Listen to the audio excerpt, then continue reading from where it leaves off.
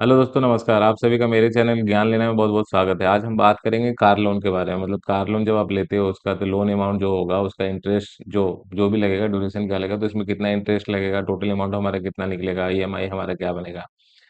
तो ये सारा कुछ हम निकालेंगे। मतलब कितना इंटरेस्ट लगेगा हमारा, कितना टोटल अमाउंट बन जाएगा और ईएमआई हमारा कितना बनेगा, तो इसको निकालेंगे हम। तो सबसे पहले क्या है कि हमने क्लाइंट का नेम लिख लिया तीन। यहाँ पे लोन टाइप क्या है, कार लोन है। सबने क्या है कि 5-5 लाख रुपए लिया है car loan. Rate of interest क्या है कि सब में 9% है। बस ड्यूरेशन का डिफरेंस है। किसी ने 3 ईयर का लिया, किसी ने 5 ईयर का लिया, किसी ने 7 ईयर का लिया। तो इंटरेस्ट अगर निकालना हो तो कैसे निकालेंगे, तो इसमें क्या करेंगे, ये तीनों को मल्टीप्लाई कर देंगे तो हमारा क्या है कि इंटरेस्ट आ जाएगा। तो उसके लिए सबसे पहले क्या है, आपको इक्वल टू लिखना है। इक्वल टू के बाद ब्रैकेट ओपन, फिर loan amount multiply by rate of interest multiply by duration. ठीक है, उसके बाद ब्रैकेट क्लोज और इंटर दबा देना। सेम इसमें equal to bracket open, loan amount multiply by rate of interest और उसके बाद फिर मल्टीप्लाई बाय ड्यूरेशन, उसके बाद ब्रैकेट क्लोज, इंटर दबा देना। नहीं तो फिर यहाँ पे लाएंगे, आप यहाँ से ड्रैग कर देंगे तो निकल आएगा सारा का। अब टोटल अमाउंट कितना हो जाएगा, तो लोन अमाउंट हमारा 5 लाख, इंटरेस्ट हमारा ये, दोनों को प्लस कर देंगे तो equal to loan amount plus this interest. इसमें कितना, 5 लाख रुपए में हमें कितना है देना पड़ेगा टोटल अमाउंट, 6,35,000।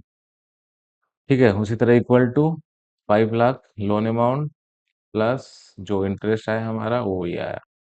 और यहाँ से भी ड्रैग कर देंगे तो तीनों का निकल आएगा। ठीक है, अब यहाँ से देखो, इस तीनों ने 5-5 लाख रुपए का इंटरेस्ट लोन अमाउंट लिया। रेट ऑफ इंटरेस्ट सेम है, ड्यूरेशन सबका चेंज हुआ, 3 ईयर, 5 ईयर, 7। ड्यूरेशन चेंज होने के कारण क्या है, अब यहाँ पे इंटरेस्ट रेट लग रहा है 1,35,000, यहाँ पे लग रहा है 2,25,000, यहाँ पे लग रहा है 3,15,000। ड्यूरेशन चेंज होने से क्या होता है कि पूरा पूरा इंटरेस्ट का ही मामला ही चेंज हो जाता है पूरा।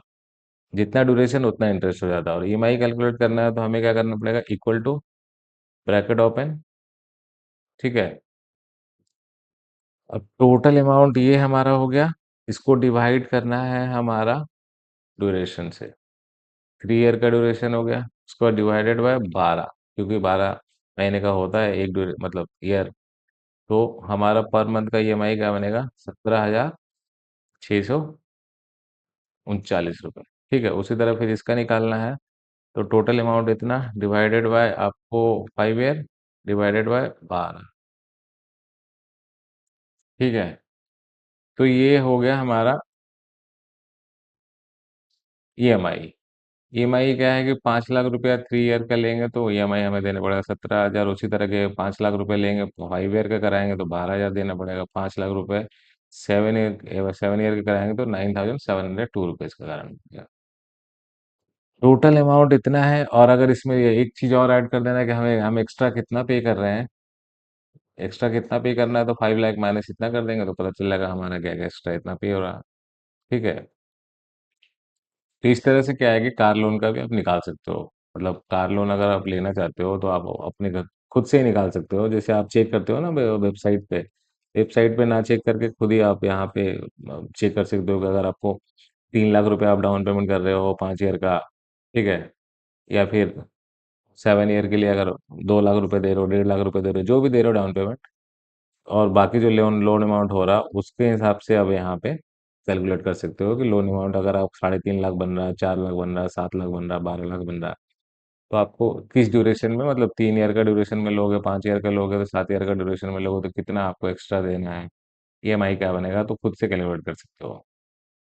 तो ये था कार लोन का कैलकुलेशन, कैसे कार लोन निकालते हैं वो सारा कुछ।